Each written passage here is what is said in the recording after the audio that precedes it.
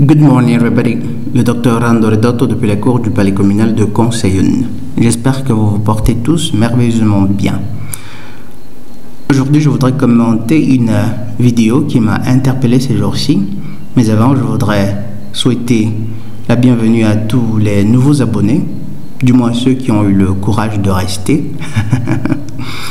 Je vous souhaite la bienvenue sur cette chaîne où nous parlons en général de psychologie sociale du gynisme, des gynophores, aka des femmes, mais aussi et surtout de la destinée cosmique de l'humanité. Prenez le temps de regarder toutes les vidéos que vous trouverez sur cette chaîne-ci. Je vous garantis que vous y trouverez de nombreuses perles de sagesse, de nombreux savoirs qui vous seront très utiles par les temps qui s'en viennent, non seulement pour votre parcours, votre pèlerinage terrestre, mais aussi pour après, pour l'au-delà, pour l'après-voile. Bref, la vidéo dont il est question remonte à il y a environ un mois, et c'est une vidéo qui a été publiée par The Independent, et ça parle de ce groupe de manifestants en Allemagne qui se sont rassemblés à la station pour revendiquer ou bien affirmer, pour faire une sorte de campagne de communication, campagne pour signaler leur présence. J'ignore exactement si c'était simplement pour signaler leur présence ou alors pour revendiquer je ne sais quel droit, bref, leur droit à s'identifier à des chiens. Ça semble quelque peu surréaliste, mais c'est précisément cela. Mais avant de faire notre bref commentaire, regardons quand même un extrait de la vidéo.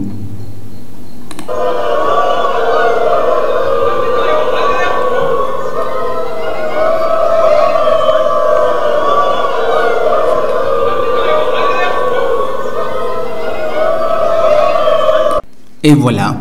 Vous voilà servis, mes chers amis, très chers résidents de la commune de Conseil. Le degré de décadence morale auquel nous arrivons, auquel l'humanité est arrivée, est toujours autant impressionnant. Comme ça se dit, à chaque fois que vous croyez avoir vu le pire, il y a toujours,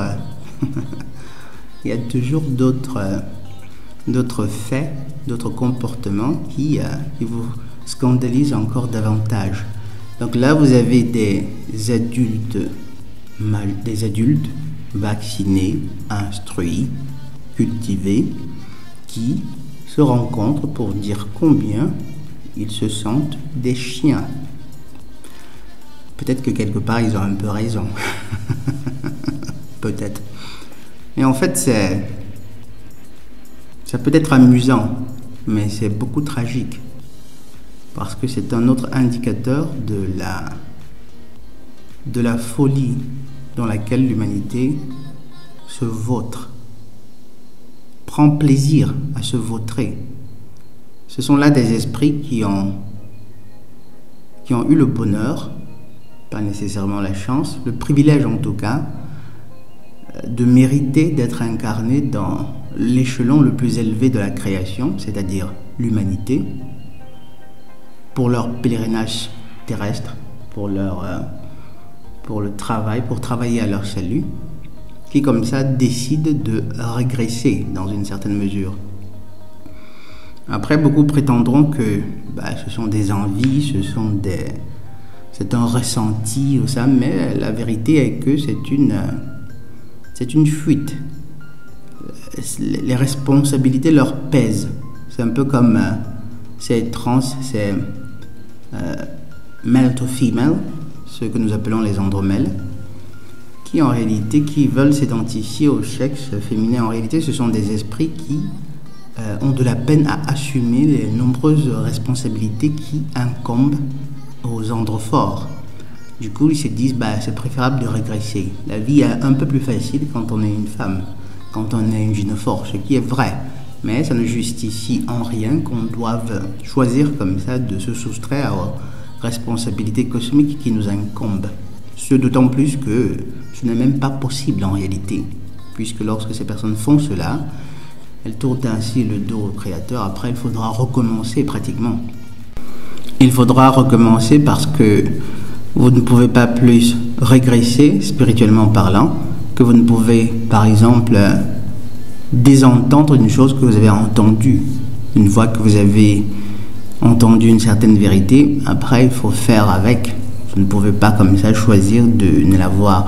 Vous pourrez essayer de l'ignorer, de l'oublier, mais vous aurez toujours des sollicitations de votre inconscient, de votre conscience qui vous diront tu as en face de toi, tu as été confronté à une vérité envers laquelle tu te devais de réagir d'une certaine façon ou de faire quelque chose.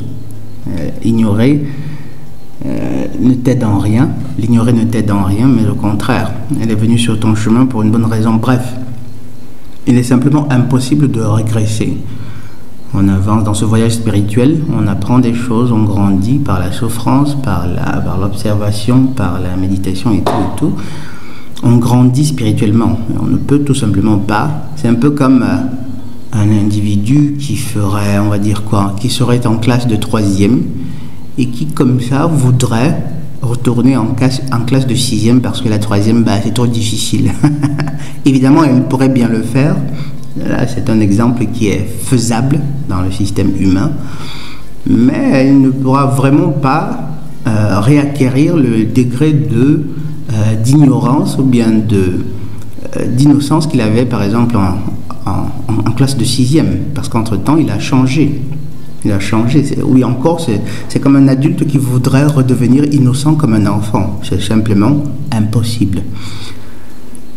Donc là, le Seigneur ténébreux a fait croire aux humains qu'il était possible justement de régresser, qu'ils avaient le droit de s'identifier à n'importe quoi. Si vous sentez une fourchette, eh bien, sentez-vous libre de vous identifier à une fourchette.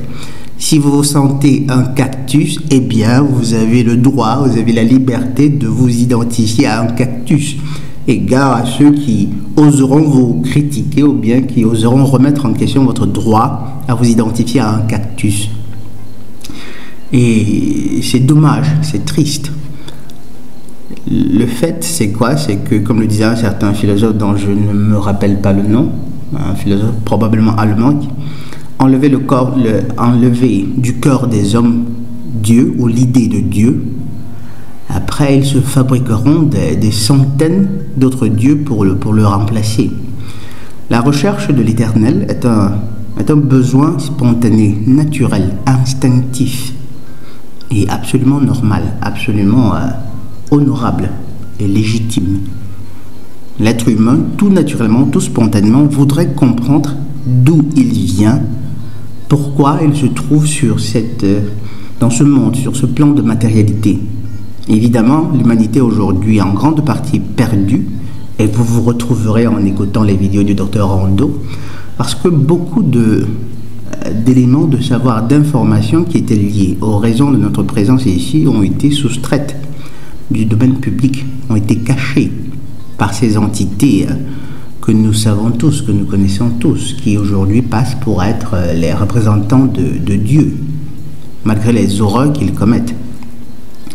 Donc, avec des endoctrinements, avec des mensonges, des manipulations, beaucoup de personnes se sont retrouvées à oublier littéralement, ou alors à choisir de tourner le dos, d'ignorer ce besoin naturel qu'ils avaient.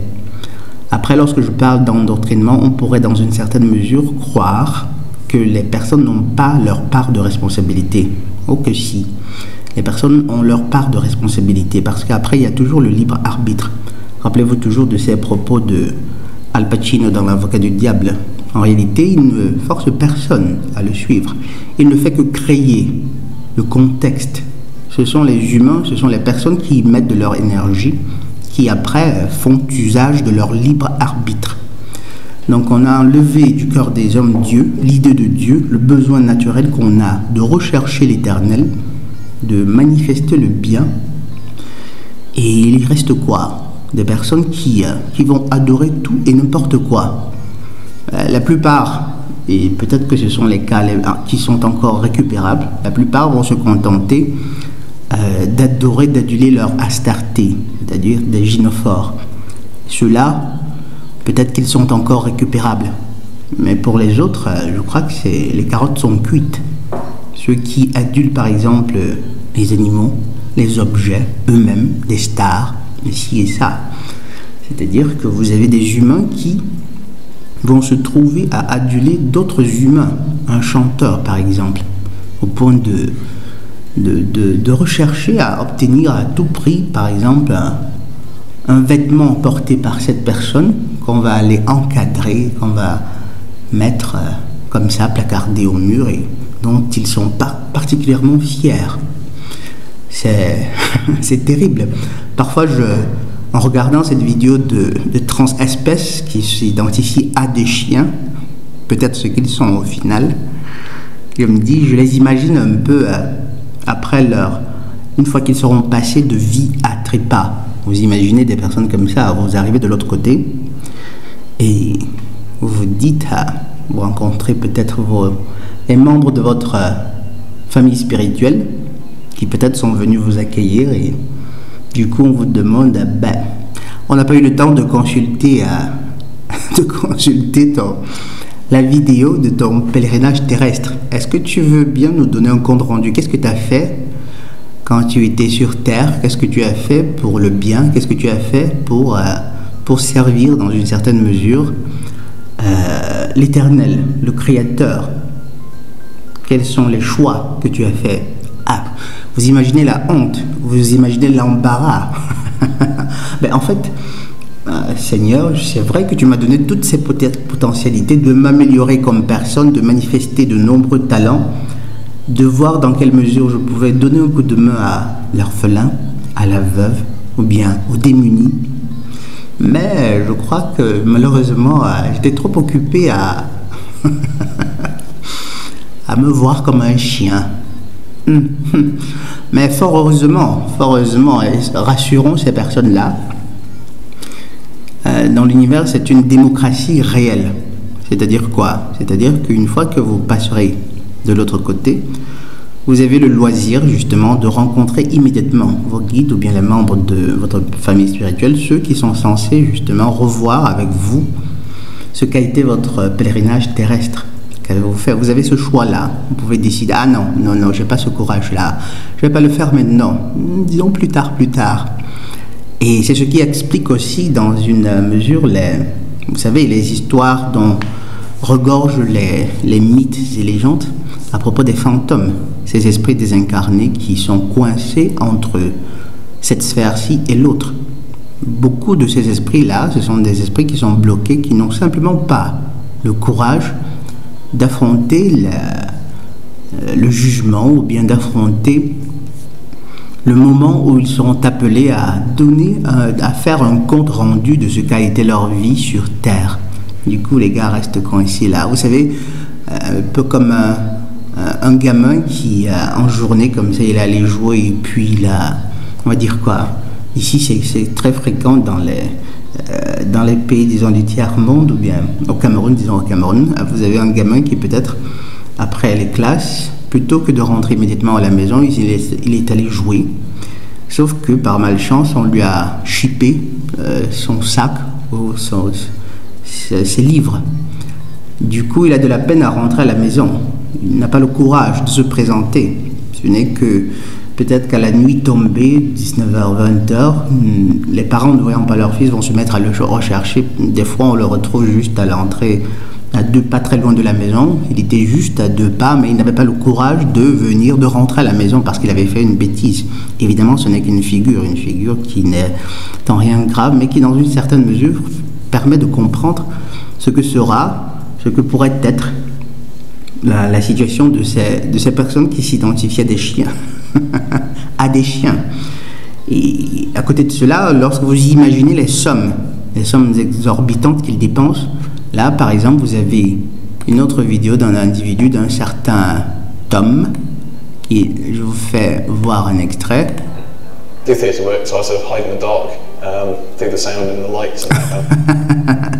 Là, il est dit dans la vidéo quelque part, le gars, il a dépensé la rondelette somme de 4000 pounds, ça c'est un peu plus de 4000 euros. Pourquoi? Pour acquérir les accessoires, pour s'acheter les accessoires qui lui permettront justement de s'identifier, de se transformer, de se déguiser en chien. Bien entendu, c'est costume en silicone ou je ne sais pas quoi, en cette matière-là, un peu customisé avec... Bref, les accessoires, tout le nécessaire. Et c'est un homme adulte. Le comble, c'est quoi? C'est que évidemment, vous avez des structures sociales qui vont après encourager cela. Justement, dans la vidéo, il est dit après, le gars, il a carrément gagné un prix. Ils organisent même des rencontres où ils font une sorte qui est le meilleur, qui est le meilleur chien, qui est le meilleur humain chien. Et il gagne des compétitions. Évidemment, c'est fait à dessein. C'est fait à dessein pour les encourager dans de telles folies, disons ça comme ça. Et voilà, mes chers amis, vous avez grand intérêt à contrôler, à superviser les contenus médiatiques auxquels vos enfants sont exposés. Dites-vous bien qu'un enfant qui regarde cela, ça pourrait paraître innocent, mais ça ne l'est pas. Beaucoup se diraient que vu qu'il n'y a pas de violence ou d'autres types de contenus explicites dans un tel documentaire, ce n'est qu'un documentaire, mais ça laisse dans les esprits de vos enfants une trace après qui va faire que il aura une perception, ils n'auront pas vraiment une perception profonde de la gravité, donc du point de vue spirituel ou cosmique, d'un tel comportement, d'un tel choix de vie. Autrement dit, ça n'honore en rien l'Éternel, mais le contraire. Et en fait, ce sont de tels comportements, qui en réalité ont un impact peut-être un peu plus déterminant, un peu plus profond dans la société.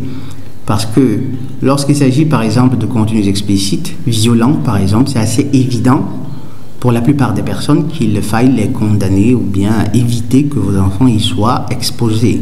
Mais lorsqu'il s'agit de cette sorte de contenu transespèce, très souvent on a le doute, on ne sait plus exactement si c'est si grave que ça.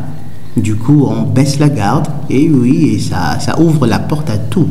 Ça ouvre la porte à tout, vu que ça contribue à éliminer, à chasser du cœur des enfants le besoin de rechercher l'Éternel, de rechercher le plus grand bien en passant par le respect, la reconnaissance des lois immuables de la création.